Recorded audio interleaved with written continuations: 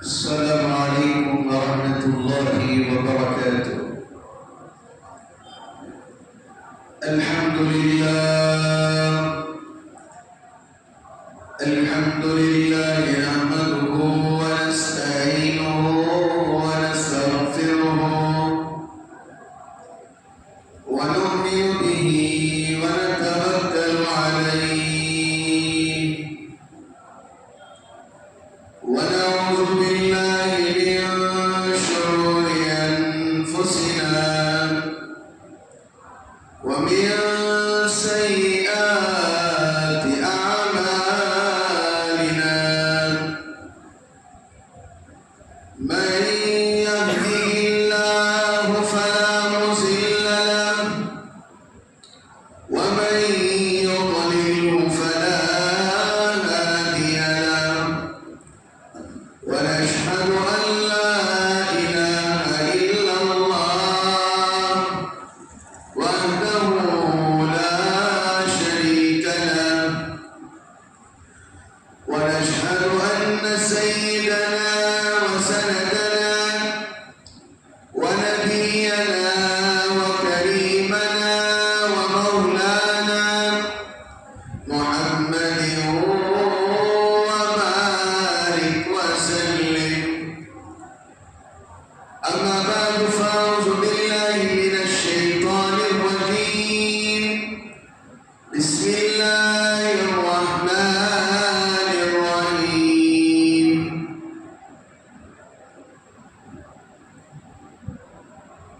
لن ينال الله لحومها ولا دماؤها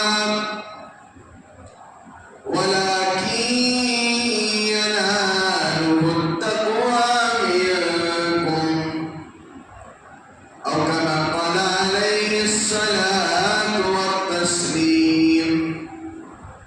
قال رب اشرح لي صدري ويسر لي أمري واحلل عقدة من لساني يفقهوا قولي. اللهم صل على محمد في أول كلامنا. اللهم صل على محمد في أوسط كلامنا. اللهم صل على محمد في آخر كلامنا. محترم عزیز بزرگوں اور دوستوں، اللہ پاک کا بڑا ہی کرم و احسان ہے. رب کریم نے مجھے اور آپ کو سلامتی عطا فرمائی. ساری دنیا کی ہر چیز کی شے کا مالک ایک اللہ ہے. اس کی اجازت کے بغیر ایک پتا بھی نہیں ہلتا. اس کے حکم کے بغیر کسی کی حق تلفی نہیں ہو سکتی. اس کے حکم کے بغیر کوئی جی نہیں سکتا. اس کے حکم کے بغیر کوئی مر نہیں سکتا. روزی کا مالک اللہ ہے. رزق دینے والا اللہ ہے. زندگی بنانے والا اللہ ہے. سورج کا نکالنے والا اللہ ہے. چاند کا نکالنے والا اللہ ہے. سیاروں کا بنانے والا اللہ ہے. بارش کا برسانے والا اللہ ہے. ٹھنڈی ہوائیں چلانے والا اللہ ہے. ہوا کا مالک اللہ ہے. پانی کا مالک اللہ ہے. اور دھوپ کا مالک اللہ ہے. اور انسان جب راستے میں چل کر جاتا ہے اس کی چھاؤں کا مالک اللہ ہے. اللہ دنیا کی ہر چیز کا مالک ہے. عزیزان بزرگوں اور دوستوں، آج مغرب کے بعد سے ایک ذوالحجہ شروع ہو جائے گی. اللہ نے 10 راتوں کے بارے میں اللہ نے قسم کھائی. قرآن پاک میں پارے کے اندر 30ویں پارے کے آدھے پارے کے بعد یعنی سورت والفجر ولیال عشر والشفع والوتر، اللہ نے قسم کھائی ان راتوں کے بارے میں، ان راتوں کے اندر جو راتوں میں جاگ کر عبادت کرے گا اور ان راتوں میں جو انسان اپنی عبادتوں کے اندر اضافہ کرے گا، اللہ نے کہا یقیناً میں اس کے لیے دنیا میں انعامات سے نوازوں گا۔ لوگ کیا کرتے ہیں، رمضان کی راتوں میں جاگ لیتے ہیں اور عید ہو جاتی ہے، اور یہ جو 10 راتیں ہیں اور یہ جو 10 دن ہیں اور راتیں ہیں، دوپہر ہے، صبح ہے، شام ہے، یاد رکھیں یہ وہ قصہ ہے حضرت ابراہیم اور حضرت اسماعیل علیہ السلام کا قصہ ہے۔ یہ وہ قصے ہیں جن قصوں کے اندر یہ 10 دن کے اندر وہ چیزیں پیش آئی تھی۔ میں آپ کو حضرت ابراہیم علیہ السلام کا وہ قصہ جو حضرت حاجرہ علیہ السلام کو چھوڑ کر آ گئے تھے، وہ قصہ میں آپ حضرات کے سامنے ضرور سنانا چاہوں گا اس موقع پر۔ اللہ نے خواب کے ذریعے سے حضرت ابراہیم علیہ السلام کو اشارہ کیا کہ اپنی بیوی کو لے کر جاؤ اور فلاں جگہ پر چھوڑ کر آ جانا۔ آج جو مکے کی بستی ہمیں نظر آ رہی ہے اور جو انسان جہاں پر کعبۃ اللہ کے ارد گرد طواف کرتا ہے اور طواف کرنے کے بعد اس کا عمرہ نہیں ہوتا، صفا مروہ میں جانا پڑتا ہے، 7 چکریں لگانا پڑتا ہے اور وہاں پر ایک گرین لائٹ لگا دیا گیا ہے، مرد آباد وہاں پر دوڑیں گے اور عورتیں آہستہ آہستہ اپنی رفتار کو بڑھا دیں گی۔ یہ ساری چیزیں ہماری تاریخ ہیں، ہمارے بچوں کو معلوم ہونا چاہیے۔ قربانی کا مطلب یہ نہیں جانور لائے اور دن رات اسی میں لگ گئے اور نمازیں چھوٹ گئی اور ہر چیز ہم بھول گئے اور جانور کو کاٹتے وقت بانٹ کر، اس کی بریانی پکا کر، مرغ مسلم پکا کر، رشتہ داروں کو بانٹ کر اور ہر چیز ختم کر کے بیٹھ گئے۔ قربانی کیا ہے؟ قربانی حضرت ابراہیم علیہ السلام کی قربانی تھی۔ قربانی کیا ہے؟ قربانی حضرت حاجرہ کی تھی۔ قربانی کیا ہے؟ قربانی حضرت اسماعیل علیہ السلام کی تھی۔ جب حکم ہوا کہ اپنی بیوی کو لے کر جاؤ اور اس جگہ پر چھوڑ کر آ جاؤ، تو حضرت ابراہیم علیہ السلام نے اپنی بیوی سے کہا کہ کہیں پر جانا ہے، بچے کو بھی ساتھ لے لیا جائے۔ تو حضرت حاجرہ علیہ السلام بچے کو ساتھ لے لیتی ہیں۔ بچہ چھوٹا سا تھا، دودھ پینے والا بچہ، چھوٹا سا، نہ رینگ سکتا ہے۔ آپ سمجھ سکتے ہیں میں کس بات پر میں آپ کو لے جانا چاہتا ہوں۔ بچے کو حضرت حاجرہ نے لیا اور سواری پر بیٹھ گئی اور حضرت ابراہیم علیہ السلام اپنی بیوی کو لے کر جا رہے ہیں۔ بیوی چاہتی ہے کہ اپنے شوہر سے، اپنے محبوب سے پوچھو کہاں لے کر جا رہے ہو؟ جاتے جاتے جاتے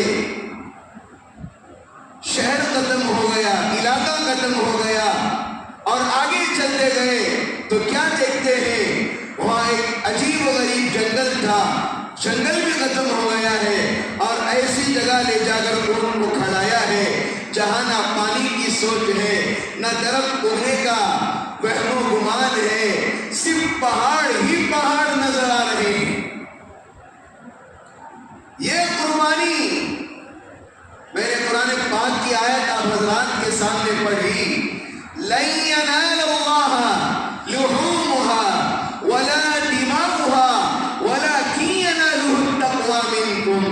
اللہ کے پاس نہ تمہاری قربانی کے جانور کا گوشت جاتا ہے، نہ خون جاتا ہے، نہ چمڑا جاتا ہے، اللہ پاس جو چیز جاتی ہے تمہاری نیت، تمہارا تقوی، تمہاری پرہیزگاری جاتی ہے۔ اللہ کے پاس کچھ نہیں جاتا، اللہ کے پاس کچھ نہیں جاتا۔ ساری چیزیں کیا ہو جاتی ہیں؟ ہم لوگ تقسیم کرتے ہیں، لیکن اللہ کے پاس جو چیز جاتی ہے جو وضو اللہ کے پاس جو چیز جاتی ہے وہ کیا جاتی ہے؟ ہماری نیت، ہمارا تقوی، ہماری پرہیزگاری اللہ کے پاس جاتی ہے۔ انسان سمجھتا ہے میں جب جانور پر چھری رکھوں گا اور بسم اللہ اللہ اکبر کہوں گا اور جس کے نام سے میں قربانی دینا چاہتا ہوں میں ذبح کروں گا، یاد رکھیے ذبح کریں گے تو ہماری نیت اللہ کے پاس جائے گی، ہمارا گوشت، ہمارا خون، ہماری چیزیں اللہ کے پاس نہیں جائیں گی۔ ایک مسئلہ یاد آ گیا، میں آپ حضرات کے سامنے بتانا ضروری سمجھتا ہوں، قربانی کے وقت کی بات کر رہا ہوں۔ اکثر لوگ کیا کرتے ہیں قربانی کے وقت، جو ذبح کرنے والے حضرت آتے ہیں یا جو مؤذن صاحب آتے ہیں، جو امام صاحب آتے ہیں، ان کے سامنے ایک چیٹی تھما دیتے ہیں۔ اچھی بات ہے، ایک مرتبہ جو ذبح کر رہے ہیں ایک مرتبہ چیٹی پڑھ لیے تو سارے عوام کی نیت ہو گئی۔ اب جانور کو لٹا دیا گیا ہے، رسیوں سے باندھ دیا گیا ہے اور چھری رکھ کر ایک کے بعد ایک نام پڑھ رہے ہیں، یہ جانور پر ظلم ہے۔ سمجھ میں آ رہی ہے بات؟ اور دوسری بات یہ ہے، بعض احباب اللہ معاف فرمائے جانور کے ذبح ہونے کے بعد جانور کے خون کو اپنی دہلیزوں میں ڈالتے ہیں، کہتے ہیں اس خون کے بہنے سے ہمارے گھروں میں برکت آئے گی۔ یہ بالکل ناجائز، بالکل درست نہیں۔ اور تیسری بات یہ ہے، بعض احباب ایسے بھی ہیں اللہ معاف فرمائے جانور کا جب خون ذبح کرتے ہیں، جو اس کی نلی سے خون، تازہ خون بہتا ہے، لوگ ایک پلیٹ میں اس خون کو پکڑ لیتے ہیں، اس خون جب خون سوکھ جاتا ہے، کلیجی کی طرح ہو جاتا ہے یا پیسے کی طرح گھٹ ہو جاتا ہے، اسے کھایا جاتا ہے، کیونکہ یہ کھانا حرام ہے۔ یہ مسائل ذہن میں آنے تو میں بولتے جا رہا ہوں آپ کو، بالکل درست نہیں ہے ساری چیزیں جو بھی ذبح کر رہے ہیں۔ افضل کیا ہے؟ ہم قربانی کا جانور ہم لے رہے ہیں، افضل یہ میں خود ذبح کروں، افضل یہ میں خود اپنے جانور کی خدمت کروں، میں خود اپنے جو بکرا لے رہا ہوں یا بیل لے رہا ہوں یا بھینس کاٹ رہا ہوں یا بڑا سے بڑا جانور کاٹ رہا ہوں، میری ذمہ داری ہے میں اس جانور کی خدمت کروں اور میں اس کے اوپر کیا کروں؟ ذبح کرتے وقت میں خود کاٹوں۔ اسی کو قربانی کہتے ہیں۔ انسان جانور کو تو لے کر آ جاتا، خدمت کرتا ہے، کاٹتے تو کہتا ہے مجھے خون دیکھنے نہیں ہوتا، مجھے خون دکھاتے ہو۔ یہ ساری چیزوں کو قربانی نہیں کہتے، ہمت سے سامنے کھڑنا چاہیے۔ اور ایک بات یاد رکھیے، جو آدمی قربانی کرتا ہے، جو آدمی قربانی کرتا ہے، قربانی جس کے نام سے بھی دی جا رہی ہے ان لوگوں کا سامنے کھڑنا ضروری ہے۔ جن سامنے کھڑا مطلب یہ نہیں کہ جانوروں کو کاٹے تک کھڑنا نہیں، صرف ذبح کے وقت سامنے کھڑنا ضروری ہے، ان کے نام سے قربانی ہو جائے۔ مثال کے طور پر آپ حضرات میری بات کو سمجھیں، ہم نماز کو آ رہے ہیں، میں نے ارادہ کیا ظہر کی نماز کا، جمعہ کی نماز کا، میں نے ارادہ کر کے گھر سے میں نکل کر آیا ہوں، کس لیے آیا ہوں؟ جمعہ کی نماز پڑھنے کے لیے۔ جب ہماری نیت جمعہ کی نماز پڑھنے کی ہے پھر دوبارہ کھڑے ہو کر نیت کرنے کی ضرورت نہیں، اس لیے کہ نیت گھر ہی سے ہماری نیت ہو گئی ہے۔ آدمی روزہ رکھتا ہے سحری کے وقت، اس لیے دعا پڑھا دیتے ہیں، جو احباب نیت ہی نہیں ہوتی کہ روزہ ہمیں ہوتا کہ نہیں، اسی لیے فجر کی نماز کے بعد دعا پڑھا دیتے ہیں تاکہ ان کی نیت کے اندر مضبوط ہو جائے۔ تو غرض حضرت ابراہیم علیہ السلام مسائل سمجھ میں آئے آپ حضرات کو؟ سمجھ میں آئے مسائل؟ یہ سارے مسائل ہیں جو ہمیں اپنے ذہن میں رکھنا چاہیے۔ اب ایک مسئلہ مجھے یاد آیا، لوگ کہتے ہیں حضرت ہمارے پاس پیسہ نہیں ہے، لوگ کہتے ہیں ہمارے پاس کچھ نہیں ہے۔ قربانی ان لوگوں پر واجب ہے جس کے پاس 30 سے 35، علماء نے زیادہ کر کے بتایا 40,000 روپے کیش ہیں، آپ کے اکاؤنٹ میں ہے یا آپ کے گھر میں ہے یا کہیں پر بھی، قربانی آپ کے اوپر واجب ہو جائے۔ کم از کم آپ کو ایک بکرا تو دینا پڑے گا، کم از کم ایک حصہ تو دینا پڑے گا۔ سمجھ میں آ رہی بات میری؟ اس لیے اس بات کو کہنا ضروری سمجھتا ہوں۔ لوگ سمجھتے ہیں حضرت وہ تو میرا بھنڈوال کا پیسہ ہے، وہ تو میرا کاروبار کا پیسہ ہے۔ اللہ نہ کاروبار کو دیکھتے ہیں نہ اور ضروریات کو دیکھتے ہیں۔ اگر اتنے پیسے کے آپ مالک ہو، آپ کے اوپر قربانی واجب ہو جائے گی۔ کل ہی ایک حدیث میں نے عصر کی نماز کے بعد پڑھی، اللہ کے رسول علیہ السلام نے ارشاد فرمایا، جن لوگوں کے اوپر قربانی واجب ہے، جن لوگوں کے اوپر قربانی واجب ہے اور وہ قربانی نہ کرے، آقا صلی اللہ علیہ وسلم نے ارشاد فرمایا وہ ہماری عیدگاہوں میں نماز پڑھنے کے لیے نہ، وہ ہماری عیدگاہوں میں نماز پڑھنے کے لیے نہ آئے۔ یہ بات غور کرنے کی ہے ہمارے لیے، حدیث پر غور کیجئے۔ جتنی حیثیت ہے اتنی قربانی کرنا ہے۔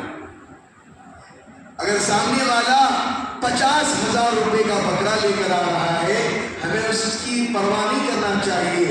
ہماری جتنی طاقت ہے اتنے پیسوں کا بکرا لے کر آئیں گے۔ کمپٹیشن اسلام کے اندر نہیں ہے، مقابلے کی باتیں اسلام کے اندر نہیں ہے، شرط لگانا اسلام کے اندر جائز نہیں ہے۔ بہت ساری چیزیں ہیں، دکھاوا اسلام کے اندر نہیں ہے، ریاکاری اسلام کے اندر نہیں ہے، بناؤ سنگار اسلام کے اندر نہیں ہے، کسی کا دل دکھانا اسلام کے اندر نہیں ہے۔ اور یاد رکھے ایک بات، اللہ نے مجھے وہ حیثیت والا بنایا ہے کہ میں ایک بکرا اللہ کی راہ میں قربان کر رہا ہوں یا ایک بڑا جانور اللہ کی راہ میں قربان کر رہا ہوں۔ ایک بات ذہن میں ہو کہ ہماری وجہ سے ہمارے پڑوسی کو تکلیف نہ ہو، میری وجہ سے میرے پڑوسی کو تکلیف نہ ہو۔ تکلیف کا مطلب کیا ہے؟ تکلیف کا مطلب کیا ہے؟ اکثر قربانی کے وقت لوگوں کا چال ڈھال بدل جاتی ہے، لوگوں کے بات چیت کا انداز بدل جاتا ہے جانوروں کے آنے سے۔ لیکن ایک بات یاد ہے، تکلیف کا مطلب یہ ہے ہم اپنے جانور کو تو کھڑائیں گے، سب دیکھیں گے، لیکن جانور کو لے کر ان کو گرا کر بات کرنا، ان کو نیچا دکھانا، یہ بالکل اسلام اس کی اجازت نہیں دیتا۔ حدیث پاک کے اندر اللہ کے رسول علیہ السلام نے ارشاد فرمایا، للجاری حق، پڑوسی کا حق ادا کرو ورنہ قیامت کے دن میں تمہارا دامن پکڑوں گا۔ تو غرض مسئلے مسائل آتے رہیں گے، انشاءاللہ آخری میں بھی چند مسائل بولوں گا۔ ہمیں اس واقعے کی طرف ہمیں چلنا ہے جو ہمارا اصل مقصد ہے۔ حضرت ابراہیم علیہ السلام اپنی بیوی کو وہاں پر چھوڑے اور بیوی سے کچھ نہیں کہا، ان کو سیدھی طرف رخ کر کے آتے گئے۔ حضرت حاجرہ چیخ رہی ہیں، چلا رہی ہیں، محبوب میرے شوہر آپ ہمیں چھوڑ کر کہاں پر جا رہے ہیں، بتائیے نا۔ پوچھتے پوچھتے آخری سے آخری وقت میں جواب نکلا کہ کیا اس بات کا اللہ نے حکم دیا ہے کہ مجھے یہاں پر چھوڑ کر جاؤ؟ اس وقت آج صفا مروا میں آپ جائیں گے، اللہ آپ تمام کو اللہ کا گھر دیکھنا نصیب فرمائے، اللہ سب کو اللہ کا گھر کا دیدار نصیب فرمائے، عمرہ نصیب فرمائے، اللہ حج نصیب فرمائے۔ بڑے بابرکت لوگ ہیں وہ جو اللہ کے گھر کو جا کر اللہ کا گھر دیکھتے ہیں، نبی کا روزہ دیکھتے ہیں، حج کو جب جاتے ہیں، جس میدان کے اندر مرنے کے بعد دوبارہ زندہ کیا جائے گا، اس میدان میں جا کر کھڑے ہوتے ہیں، جسے عرفات کا میدان کہا جاتا ہے، مزدلفہ کہا جاتا ہے، مینا کہا جاتا ہے۔ اس ساری چیزیں ہیں، اللہ ہمیں بھی دیکھنا، مرنے سے پہلے اللہ ہمیں بھی حج نصیب فرما۔ تو اس وقت پہاڑی پہاڑ تھے مکے کے اندر، آج بھی جائیں گے آپ 45 یا 50 گرمی چل رہی ہے وہاں پر، پہاڑی پہاڑ تھے۔ حضرت حاجرہ نے کہا کہ اللہ کا حکم ہوا ہے، اب اسی لیے ہمیں چھوڑ کر جا رہے ہیں۔ تو حضرت ابراہیم نے اپنی زبان نہیں کھولی، صرف اشارے سے کہا کہ ہاں اللہ کا حکم ہوا ہے۔ حضرت حاجرہ کہتے ہیں جب اللہ کا حکم ہو گیا آپ یہاں سے جا سکتے ہیں، اللہ میرا حامی اور مددگار ہے۔ سوچ سکتے ہیں جس کے پاس کھانے کو کچھ نہیں ہے، پینے کو کچھ نہیں ہے، نہ کچھ انتظامات ہیں، نہ گھر سے کچھ لے کر آئی تھی، نہ روٹی نہ کچھ بھی نہیں ہے، چھوٹا بچہ ہے، کتنی دیر تک دودھ پلائے گی؟ ماں بھی جب غذا کھائے گی تبھی تو دودھ آئے گا۔ بیٹھ کر بچے کو سنبھال رہی ہے، کبھی صفا کی طرف جاتی ہے، کبھی مروہ کی طرف جاتی ہے، کبھی یہاں دوڑ کبھی وہاں دوڑ، پانی نظر نہیں آتا، کبھی بچے کو سنبھال رہی ہے۔ میں واقعے کو مختصر کر کے بتا رہا ہوں، چیختے بچے نے زمین پر اتنی زور سے اپنی ایڑیاں لگڑی، جس سے کیا نکلا؟ زمین سے زمزم نکلا۔ کیا نکلا؟ زمزم نکلا۔ اور یہ زمزم جو نکلا ہے، حضرت حاجرہ نے کہا کہ اگر میں اس وقت اس پانی کو نہیں روکتی ساری دنیا کے اندر یہ پانی پھیل جاتا۔ زمزم کیا ہے؟ اکثر بچوں کا نام لوگ کیا کہتے ہیں؟ زمزم۔ اپنے بچوں کا نام بھی صحیح رکھنا چاہیے۔ ترجمے کا اثر، جس نام کا ترجمہ ہوتا ہے اس نام کا اثر بچوں پر ہوتا ہے۔ ایک بچی کا نام زمزم رکھا گیا تھا۔ زمزم کے معنی کیا ہے؟ رک جانے۔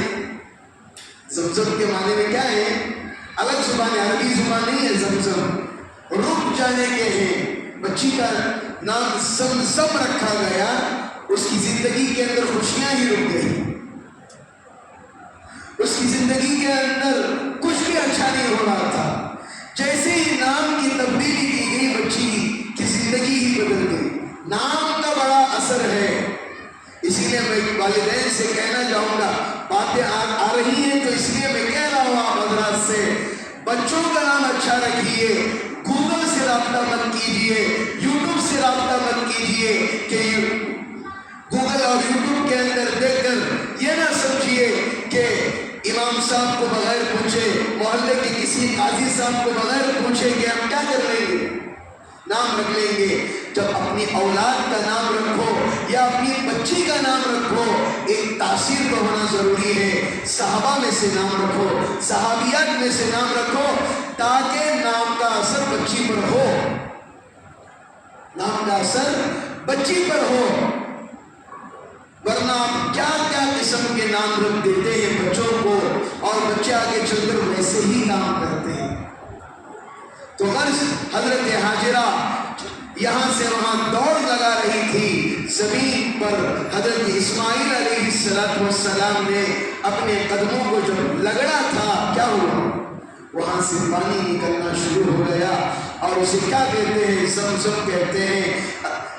اللہ کے رسول علیہ السلام نے فرمایا زمزم ایک ایسی شفا کا پانی ہے جس کو استعمال کرو، اللہ پر یقین کرتے ہوئے اللہ نے ہر بیماری کی شفا اس پانی کے اندر رکھی۔ پیروں کا درد ہو رہا ہے، تھوڑا پانی لو، اپنے پیروں پر ملو کہ اللہ ضرور اس کے اندر شفا دے گا۔ اور آنکھ کے اندر کچرا پڑ جائے، آپ ڈراپ ڈالنے سے اچھا ہے زمزم اپنی آنکھوں میں ڈالو، کچرا فوراً نکل جائے۔ پیٹ کا درد ہو رہا ہے، سر کا درد ہو رہا ہے، اور جسم کے اندر بے چینی ہو رہی ہے، زمزم کا استعمال کرو۔ گھروں کے اندر زمزم کا ہونا، ہر گھر کے اندر ہونا ضروری ہے۔ تو حضرت حاجرہ علیہ السلام ایک مدت تک وہاں سے نکلی اور اپنے بچے کو لے کر نکلتی ہیں اور اپنے گھر پہنچتی ہیں، اور تمام حالات سامنے ہیں کہ قربانی کیسے ہوئی تھی۔ اور ایک وقت آیا کہ حضرت ابراہیم علیہ अलैहिस्सलाम ने अल्लाह के सामने हाथ उठाकर दुआ मांगा था, या अल्लाह मुझे औलाद नसीब फरमा। मैं 5 मिनट के लिए थोड़ी देर पीछे जाना चाहता हूँ ताकि इस वाक़े को, मैं ज़बाह करने के वाक़े को आप हज़रात के सामने लेकर आऊँ। दुआ मांगी थी, अल्लाह ने कहा कि ज़रूर ज़रूर औलाद होगी। आज लोग कहते हैं, जवानियों में कहते हैं हमें औलाद नहीं हो रही है, बच्चियां कहती हैं औलाद नहीं हो रही है। हमारा यकीन अल्लाह से होने का खत्म हो गया है। आज हम डॉक्टरों के हवाले और आमिलों के हवाले, आज हम और लोगों के हवाले फिर रहे हैं, लेकिन हमारा यकीन अल्लाह से खत्म हो चुका है। औलाद नहीं हो रही है, अल्लाह से मांगो, अल्लाह औलाद देगा। क्या हज़रत इब्राहीम अलैहिस्सलाम की उम्र क्या थी? 25 साल के नौजवान थे या 30 साल के नौजवान थे या 40 साल की उम्र थी? 80 साल की उम्र में अल्लाह ने उनको औलाद नसीब फरमाई। समझ में आ रही है बात? जवानी से, ताकत से कुछ नहीं होता, औलाद देने वाली जात वो अल्लाह की है। समझ में आ रही है बात? हजरत इब्राहीम अलैहिस्सलाम ने दुआ मांगी थी, या अल्लाह अगर तू मुझे औलाद देगा मैं तेरी राह में इसे कुर्बान कर दूंगा। तो वक्त आया कि कुर्बानी का वाक़या, जब भी मैं इस वाक़े को कहता हूँ बड़ी घबराहट होती है, दिल मचलना शुरू हो जाता है। हर वक्त मैं कुर्बानी के वक्त याद करता हूँ जब जानवरों को ज़बह होते हुए देखता हूँ, अगर हज़रत इस्माईल अलैहिस्सलाम पर अगर छुरी नहीं चलती मैं आराम नहीं होता।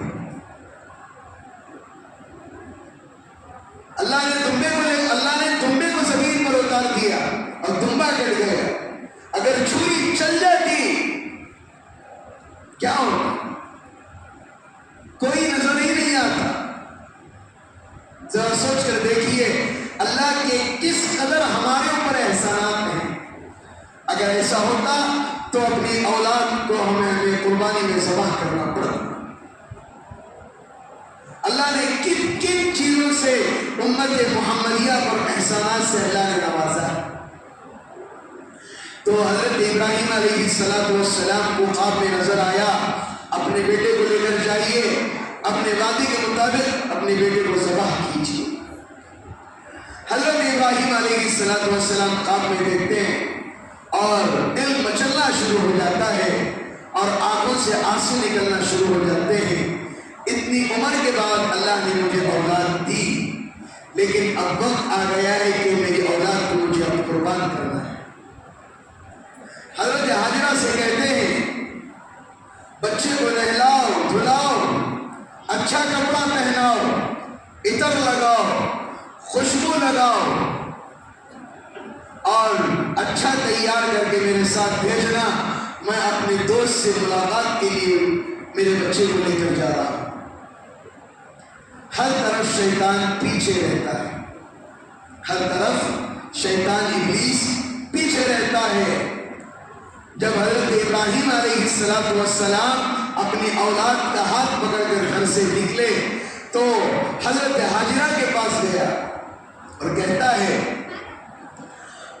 तुम्हें पता भी है कि कहाँ पर लेकर गए हैं? हज़रत हाजिरा ने कहा कि अपने दोस्त से मुलाकात के लिए गए। शैतान फिर इब्लीस कहता है तुझे पता भी है वो दोस्त कौन है?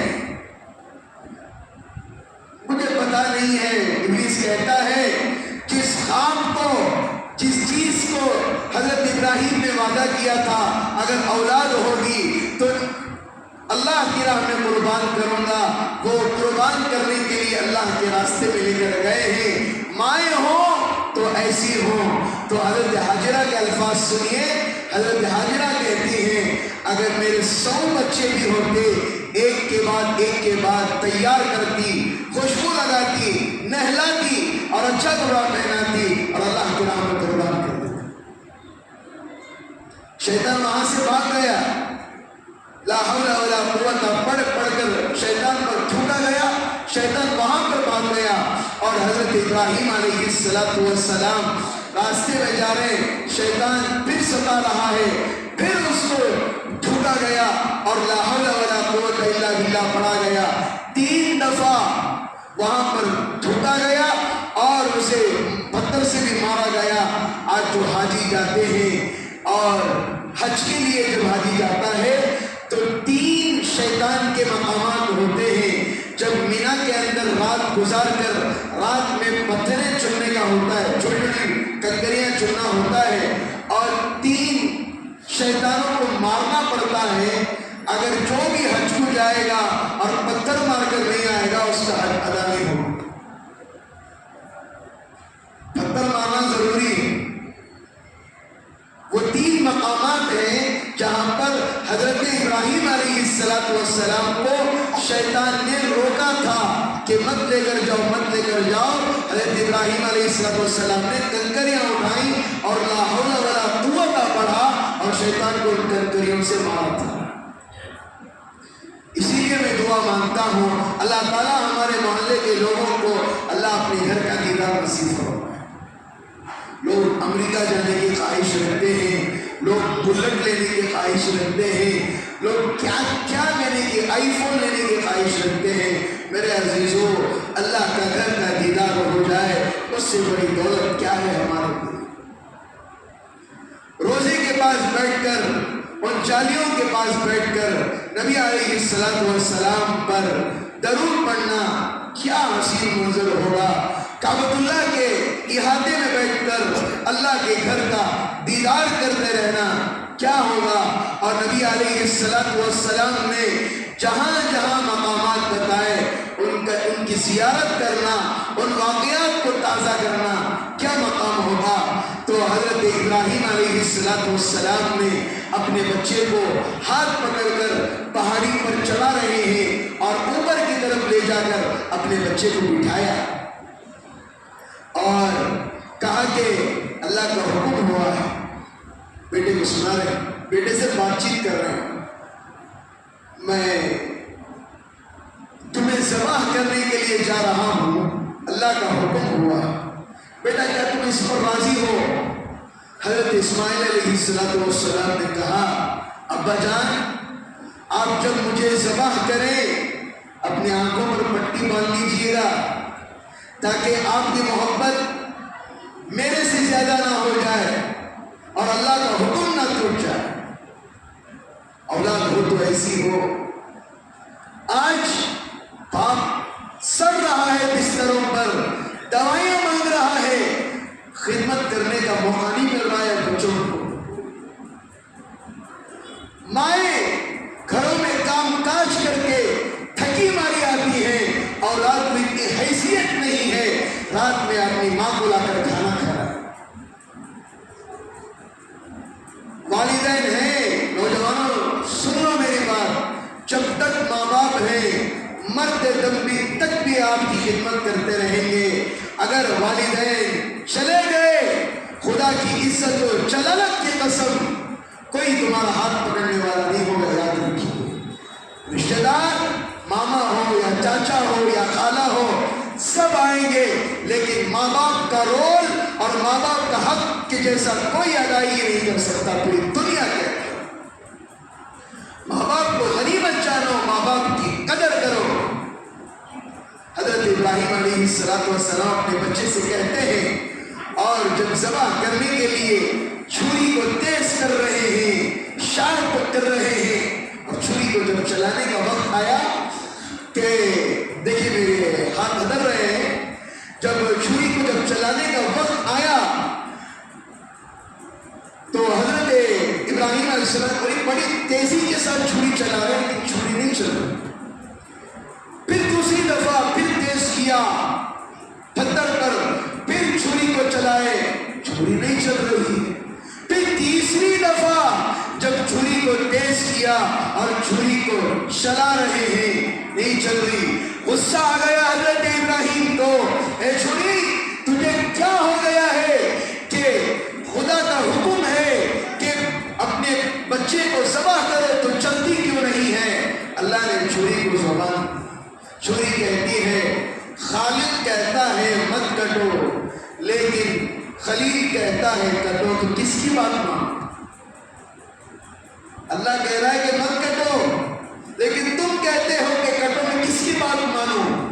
جب چوتھی دفعہ حضرت ابراہیم علیہ السلام نے زور سے اپنے بچے پر جب چھری چلائی تو حضرت اسماعیل علیہ السلام ہٹ گئے اور وہاں پر دوبا آ گئے۔ اور مسائل کے اعتبار سے دیکھا جائے، جب اس چھری کو اٹھا کر جب پھینکا گیا تو سمندر میں جا گری، اور مچھلیوں پر وہ چھری لگی تھی، اسی لیے امام ابو حنیفہ کے نزدیک بہت ساری مچھلیاں کھانا سمندر کی حلال ہے، اور بہت سارے مکروہ بھی ہیں، بہت سارے نہیں کھانا بھی ہے۔ سمجھ آ رہی ہے بات؟ ان تمام باتوں کو کیا کہتے ہیں؟ قربانی کہتے ہیں۔ سمجھ آ رہی ہے بات؟ قربانی کیا ہے؟ ان لوگوں نے قربانی دی، ہم جا کر اس کے بدلے میں جانور ذبح کر رہے ہیں، نہیں صحیح بات ہے نا؟ اسی لیے قربانی کو قربانی کے طریقے سے کریں۔ سمجھ آ رہی ہے بات؟ قربانی واجب ہو جاتی ہے۔ ہمارے پاس 25,000 کا فون ہے، 40,000 کا فون ہے، کیا ایک بکرا لے کر نہیں دے سکتے قربانی؟ ایک بکرا کون کہہ رہا ہے کہ دکھانے کے لیے بڑا جانور لے لو، گلیوں میں پھراؤ، یہ کرو، وہاں مت کر رکھو، ایسا کرو؟ قربانی اللہ کے لیے دی جاتی ہے، لوگوں کے لیے نہیں دی جاتی۔ میں نے شروع میں کہا لن ینال اللہ لحومها ولا دماؤها ولکن ینالہ التقوی منکم، اللہ کے پاس صرف ہماری نیت، ہماری پرہیزگاری، ہمارا تقوی اللہ کے پاس جاتا ہے، نہ گوشت، نہ خون، نہ چمڑا، نہ اس کی پیٹ کی کھانے کی چیزیں، اس کی کچھ اللہ کے پاس نہیں جاتی۔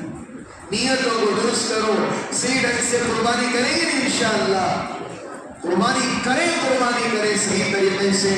اور آج مغرب سے ذی الحجہ کی ایک تاریخ شروع ہو جائے گی، لہذا جو احباب قربانی کر رہے ہیں، بال کاٹنا ہے، ناخن کاٹنا ہے، اپنی ضروریات ہیں، وہ کیا کریں؟ مغرب سے پہلے فارغ ہو جائیں، اس کے بعد یہ تصدیق شروع ہو جائیں گے۔ جتنا ہو سکے ان راتوں میں عبادت کریں، فلسطین کے حق میں دعا کریں، حکومت کے حق میں دعا کریں، اللہ صحیح حکمران بٹھائے، صحیح حاکم بٹھائے، اللہ دعاؤں سے تقدیر کو بدل دیتا ہے۔ اسی لیے جتنا ہو سکے ان راتوں میں دعا مانگے، اللہ دعائیں قبول کرتا ہے۔ اور ایک بات میں ضرور کہنا چاہوں گا کہ آج کے حالتوں کو مد نظر رکھتے ہوئے ایک ہی چیز ہے، میں تمام محلے والوں سے کہوں گا، اگر ہماری زندگی اچھی ہونا ہے، اگر ہماری روزی کے اندر برکت ہونا ہے، 5 وقت کی نماز مضبوطی سے پکڑ لو، ہر چیز کا مسئلہ حل ہو جائے گا۔ دوسروں کی زندگی کو مت دیکھو، دوسروں کی زندگی کو مت دیکھو، یہ کیا کر رہا ہے، یہ کیوں کر رہا ہے، یہ ایسا کیوں کر رہا ہے، ہمیں دیکھنے کی ضرورت نہیں ہے۔ جنت میں جائیں گے بھی تنہا جائیں گے، جہنم میں جائیں گے بھی تنہا جائیں گے، کسی کو لے کر نہیں جائیں گے۔ ہمارے اعمال کا، ہمارے کیے ہوئے کا سوال و جواب ہمیں خود دینا پڑے گا، ہمارا بھائی، ہمارا دوست، ہمارا فرینڈ نہیں آ کر دے گا۔ اسی لیے خود کے اعمال کی فکر فرمائیں، دوسروں کی طرف دیکھنا چھوڑ دیں، کریں گے انشاءاللہ۔ اللہ ہم تمام کو ان کہی ہوئی باتوں پر اللہ عمل کی توفیق عطا فرمائے۔ جو اللہ سنتوں سے فارغ نہیں ہوئے، ہم سنتوں سے فارغ ہو جائیں۔ آمین۔ وآخر دعوانا